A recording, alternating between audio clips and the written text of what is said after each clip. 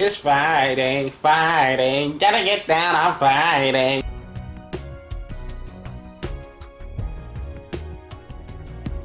Greetings and welcome to the Fan Perspective. I'm your host Nathan Lyle here with another edition of WNBA Weekly. And here's what happened last week in the association. On Tuesday, you had Chicago at Los Angeles. Elena Delle Donne had 9 points in the first quarter, but then sat out the rest of the game with an apparent foot injury, and she was the only starter not to finish in double figures. The game was close most of the way, but behind Candace Parker, who led the team in all categories, the Sparks were able to pull away in the fourth quarter to grab their fifth straight win. Then on Wednesday, you have Atlanta at Connecticut.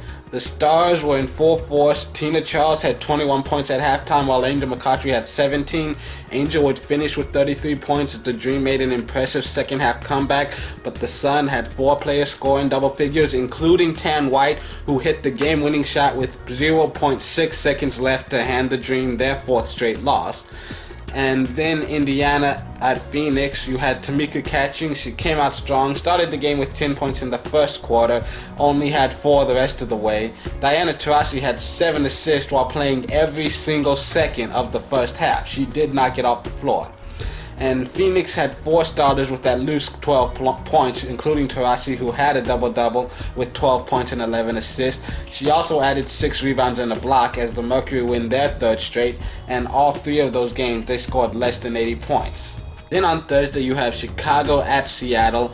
Elena Delle Donne sat out this game, and the Storm started off strong behind 20 points from Tanisha Wright, but the Sky had 5 players scoring double figures, including Sylvia Fowles, who had a double-double, as the Sky made an impressive comeback and go on to win it 79-66. And also, I wanted to mention an impressive milestone that's coming up because Tina Thompson is now just 4 rebounds away from becoming the 3rd person in WNBA history with 3,000 career rebounds. So after this exciting week of WNBA action, here are the current standings.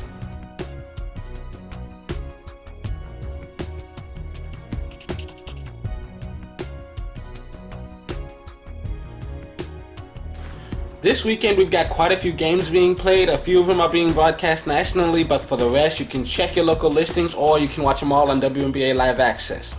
On Friday you've got Washington at New York. These teams are fighting for the 4th playoff spot as Ivory Latta and the Mystics head into New York to take on Cappy Pondexter and the Liberty. This game begins at 7:30 p.m. Eastern Standard Time.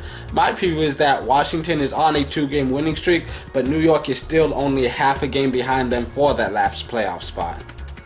And then you got Connecticut at Atlanta. Tina Charles and the Sun head into Atlanta to take on Angel McCoughtry and the Dream. This game will be broadcast on NBA TV at 7:30 p.m. Eastern Standard Time. The Dream are on a long losing streak and the Sun just beat them, but Atlanta is much better at home. I'm hesitant to pick either one of them.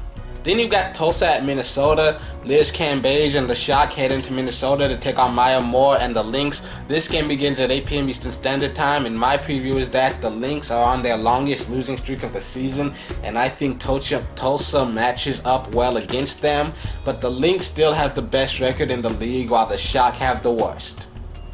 Then you've got Indiana at Los Angeles. Tamika Catchings and the Fever head into Los Angeles to take on Candace Parker and the Sparks. This game will be broadcast on NBA TV at 11 p.m. Eastern Standard Time. And my preview is that the Sparks are on a 5-game winning streak while the Fever are looking to get back to 500. The Fever have struggled recently, but that was while playing against some tough opponents. And, well, let's be honest, it doesn't get much tougher than LA.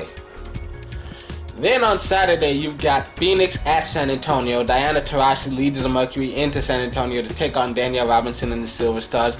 This game begins at 8 p.m. Eastern Standard Time, and my preview is that the way the Mercury have been playing lately, I don't see anybody beating them.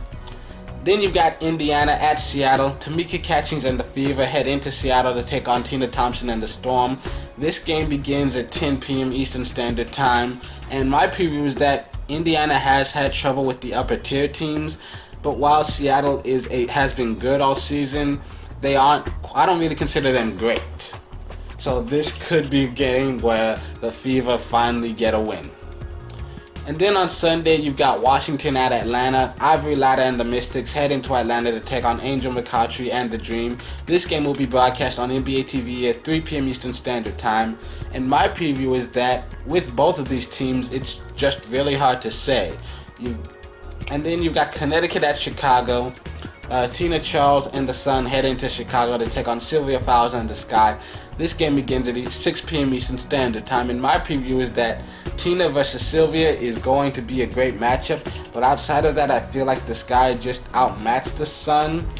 But with Elena Delle Donne possibly missing another game, and the way the Sun have stepped up lately, right now it's all kind of up in the air. And then you got New York at Minnesota. Cappy Pondexter and the Liberty head into Minnesota to take on Maya Moore and the Lynx. This game begins at 7 p.m. Eastern Standard Time, and my preview is that the Lynx are still the number one team in the league, while the Liberty have slipped under 500 and out of the playoffs. So, well, that's it for today. Tune in on Monday for another all-new edition of WNBA Weekly. And until then, this has been the Fan Perspective. I'm your host, Nathan Lyle. Have a happy weekend.